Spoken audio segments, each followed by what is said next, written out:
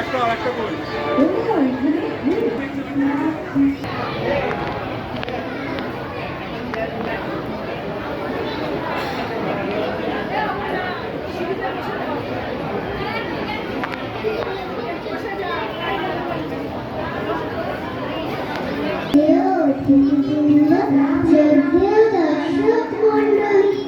এবং আমাদের ছোট্ট বন্ধু ও ভাই বোনেরা, আজকের এই মনোরম সন্ধ্যায় আপনাদের সকলকে স্বাগত জানাই।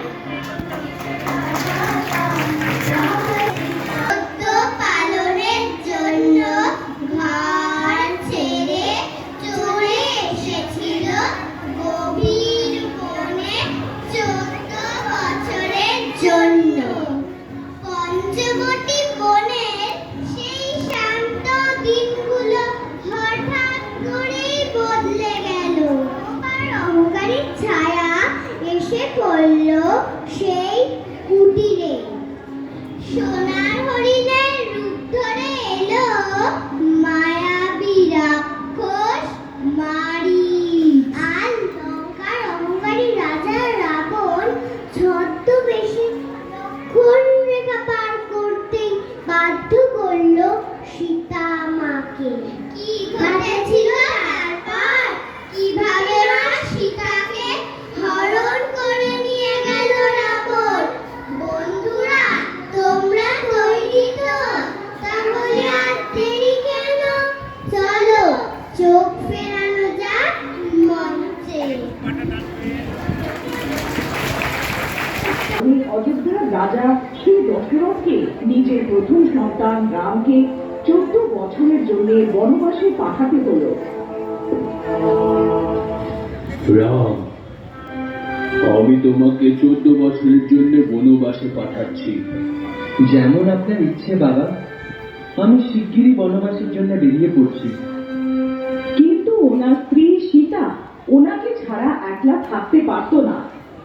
তাই উনি রাজা দশরথকে বললেন, বাবা, যখন আমার স্বামী এই মহলে থাকবেন না, তো আমি এই মহলে থেকে কি করব? আমাকে ওনার সাথে বনবাসে যাওয়ার আদেশ দিন। তারপর লক্ষ্মণও বলল, বাবা মশাই, আমাকেও বর্দা রামের সঙ্গে যাওয়ার অনুমতি দিন, কারণ রাম ছাড়া লক্ষণ কিছুই না। সীতা আর লক্ষ্মণের মিনতি শুনে রাজা দশরথ বললেন, সময় আমাকে আমার রাম থেকে দূর করছে, কিন্তু আমি তোমাকে তোমার রাম থেকে দূর করতে পারবো না। তাই আমি তোমাকে রামের সঙ্গে যাওয়ার অনুমতি দিচ্ছি।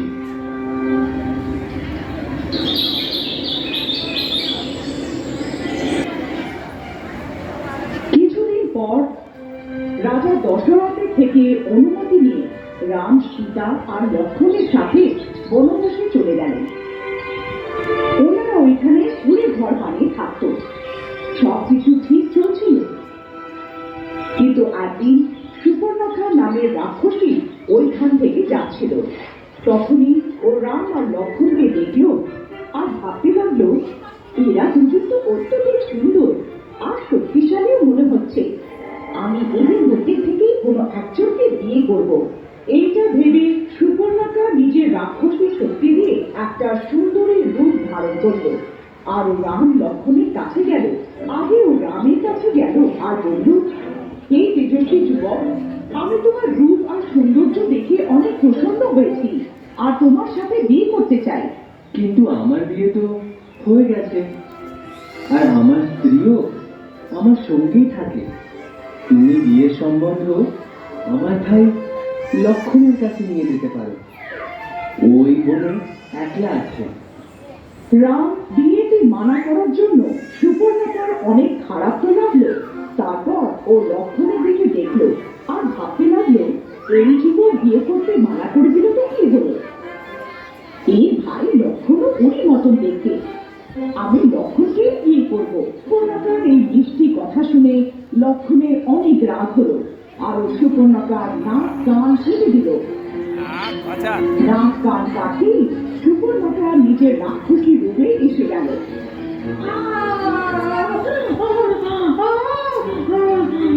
রাম লক্ষ্মণ ওর এই রাক্ষসী রূপ দেখলো তো আশ্চর্য হয়ে গেল। দাদা রাক্ষসী, আমি এক্ষুনি এর বধ করে দিচ্ছি।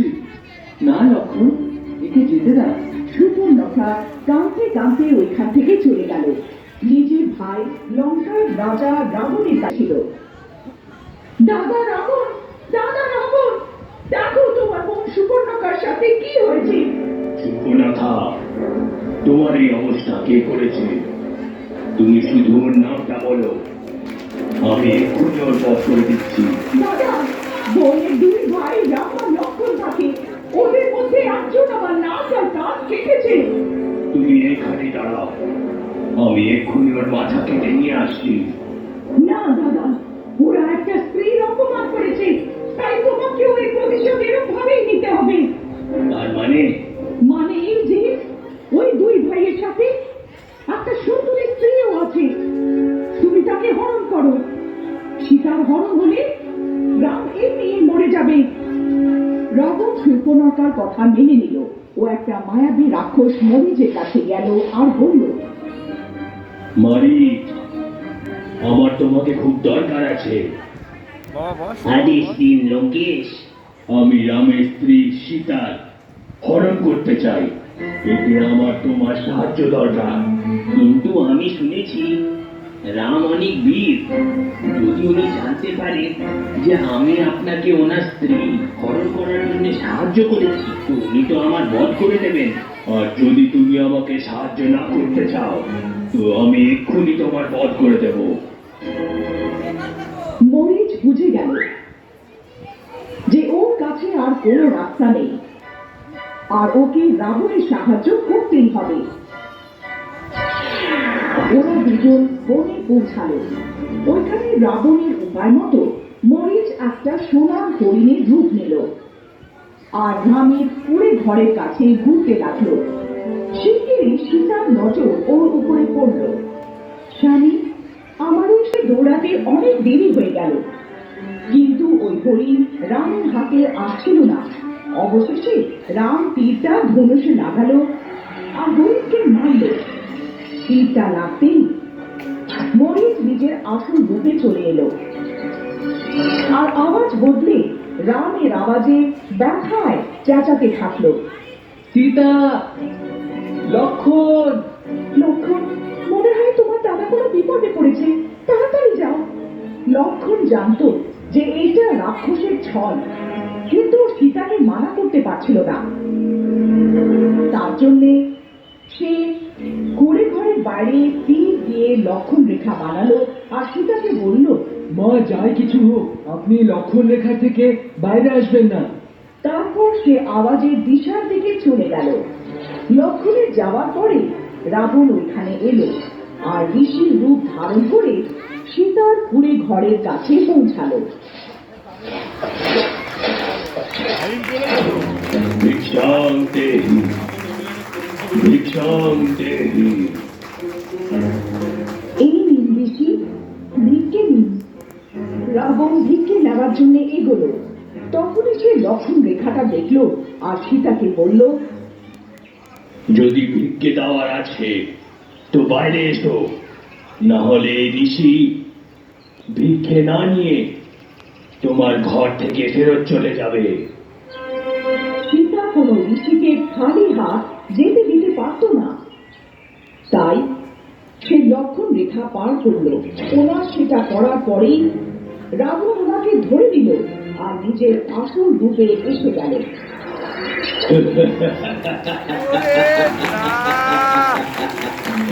আমি কোনো মুনি ঋষি নয়, আমি লঙ্কার রাজা রাবণ।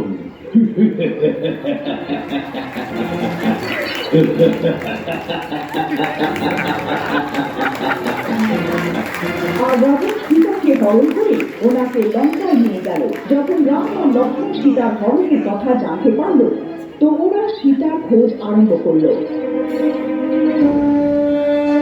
जय हनुमान ज्ञान गुण सागर जय कपीश तिहु लोक उजागर राम दूता तुलित बलराम अंजनी सुतनाम महावीर विक्रम जगन्ति कुमति निवार सुमति के संति कंचन वरण विराज सुकेशा कानन कुंडल कुंचित केशा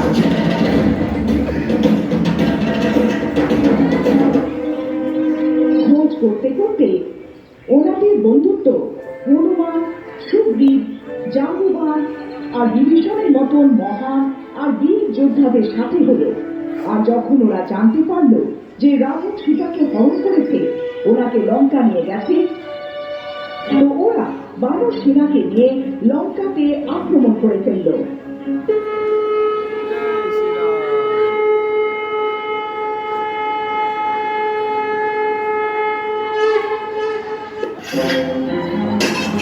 Ay, de hecho. Mar.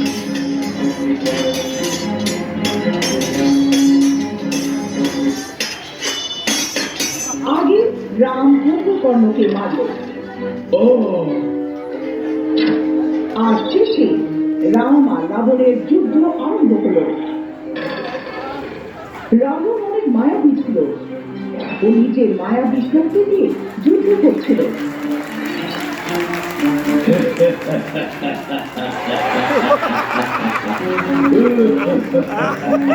রাবণের মাথা খুলে পড়ে গিয়েছে।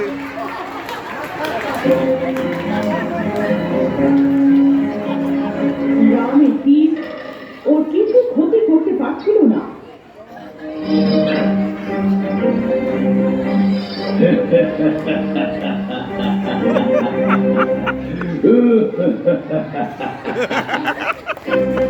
এরম হলো যে রাম রাবণের মুন্ডুটা শরীর থেকে আলাদা করে দিল, কিন্তু এরম করতেই পরের মুহূর্তেই ওর নতুন মুন্ডু এসে যাচ্ছিল।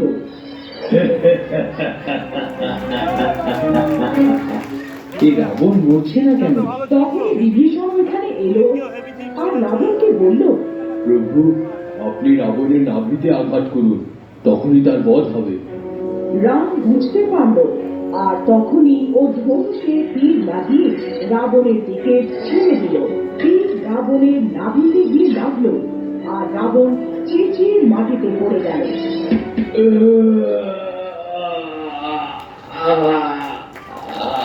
এইভাবে রাম রাবণের বধ করল আর সীতাকে লঙ্কা থেকে ছাড়িয়ে দিল।